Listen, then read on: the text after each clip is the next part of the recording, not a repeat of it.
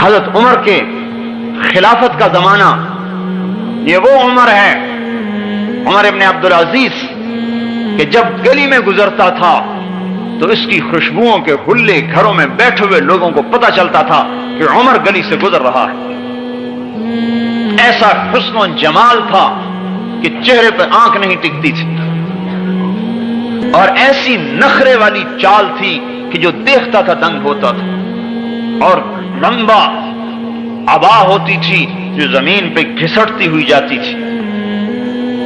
ایک دفعہ ایک بزرگ نے راستے میں ٹوک دیا، ارے عمر دیکھو اپنے ٹخنے سے اونچا کرو کپڑے کو۔ انہوں نے کہا جان کی خیر ہے تو آئندہ مجھے مت کہنا یہ بات، ورنہ گردن اڑا دی جائے گی۔ ایک یہ وقت ہے، اور جب آئے خلافت پر، جو آدمی دنیا کی طلب میں، جو آدمی وزارت کی طلب کرے گا، جو آدمی حکومت کی طلب کرے گا، اور جو آدمی مال کی طلب کرے گا، جب اس کے ہاتھ میں مال آئے گا تو وہ فرعون بنے گا، اور جو آدمی اس کے بھاگے گا اور اس سے جان چھڑائے گا اور اس سے پلہ بچائے گا، جب اس کے پاس مال آئے گا تو اس کے ذریعے سے جنت کمائے گا۔ جب سلیمان مرنے لگا تو رجا ابن حیوہ نے کہا کوئی کام کر جا جس سے تیری آخرت بن جائے۔ کہا کیا کروں؟ کہا خلافت کے لیے کسی انسان کو چننا۔ سوچ میں پڑ گیا، اس کا ارادہ تھا بیٹے کو خلیفہ بناؤں۔ کہنے لگا انشاءاللہ ایسا کام کر جاؤں گا کہ جس میں میرے نفس و شیطان کا کوئی حصہ نہیں ہوگا۔ کہا لکھو میں عمر کو خلیفہ بناتا ہوں، اور اس کو لپیٹا اور ماچس کی ایک ڈبیا میں ڈالا کہ جاؤ اس پر لوگوں سے بیعت لو۔ جب رجا ابن حیوہ باہر نکلے تو حضرت عمر دوڑ کر آئے، ارے رجا تجھے اللہ کا واسطہ اگر اس میں میرا نام ہے تو اسے مٹا دے، مجھے خلافت نہیں چاہیے۔ میں نے کہا جاؤ جاؤ میرا سر نہ کھاؤ، مجھے نہیں پتا کس کا نام ہے۔ آگے ہشام ابن عبد الملک ملا، میں نے کہا ارے رجا اللہ کے واسطے اگر اس میں میرا نام نہیں ہے تو اس میں لکھ دے، میرا نام نہیں تو اس میں لکھ دے۔ ایک کہہ رہا ہے میرا نام مٹا دے، ایک کہہ رہا ہے میرا نام لکھ دے۔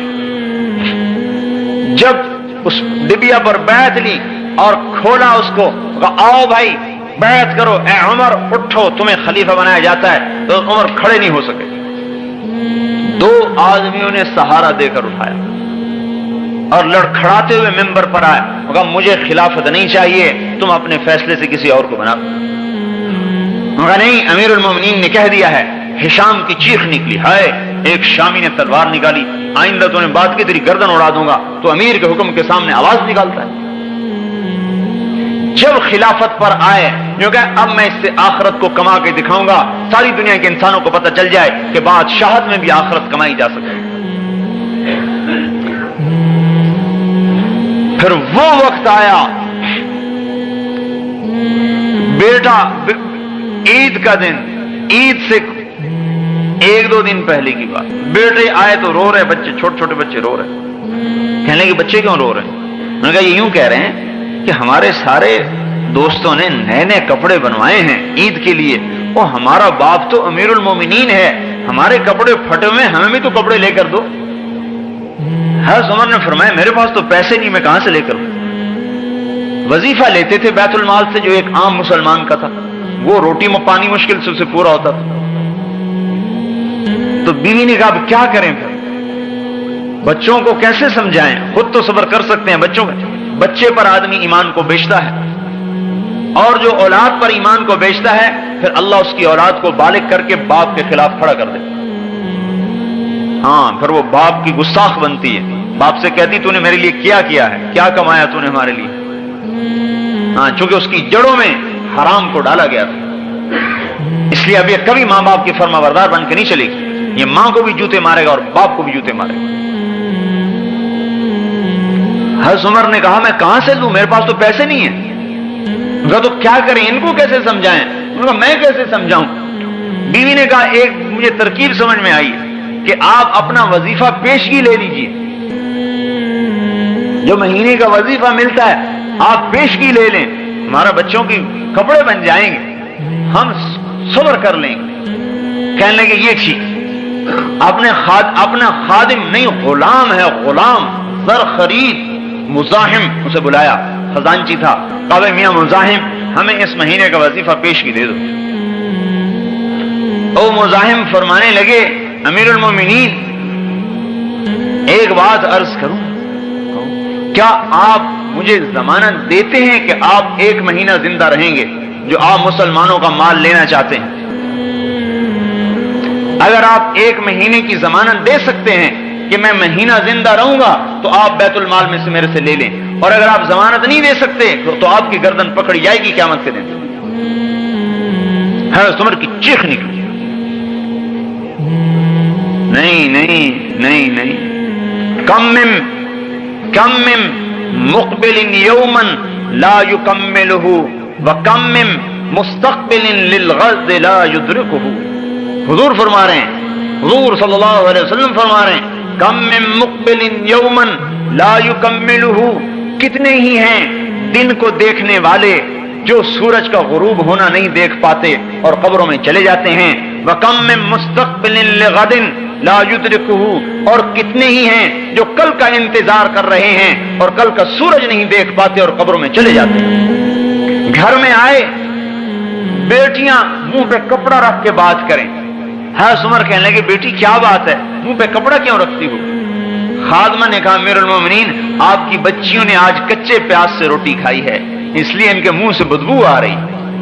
ہاں امیر المومنین کہ جس کا امر 3 بر اعظم پہ چلتا ہو اور اربوں مخلوقات اس کے سامنے گردن جھکائے کھڑی ہو، اور دمشق سے لے کر ملتان تک، اور دمشق سے لے کر استنبول تک، اور دمشق سے لے کر کاشغر تک، اور دمشق سے لے کر مصر تک، اور دمشق سے لے کر چاڈ تک، اور دمشق سے لے کر اندلس اور پرتگال اور فرانس تک جس کا امر چل رہا ہو اس کی بیٹی کچے پیاز سے روٹی کھا رہی ہے۔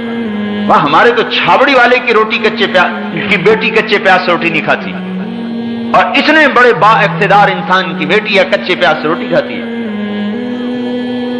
حضرت عمر رونے لگے، ہائے میری بیٹی، میں تمہیں بڑے اچھے کھانے کھلا سکتا تھا لیکن تیرا باپ دوزخ کی آگ برداشت نہیں کر سکتا۔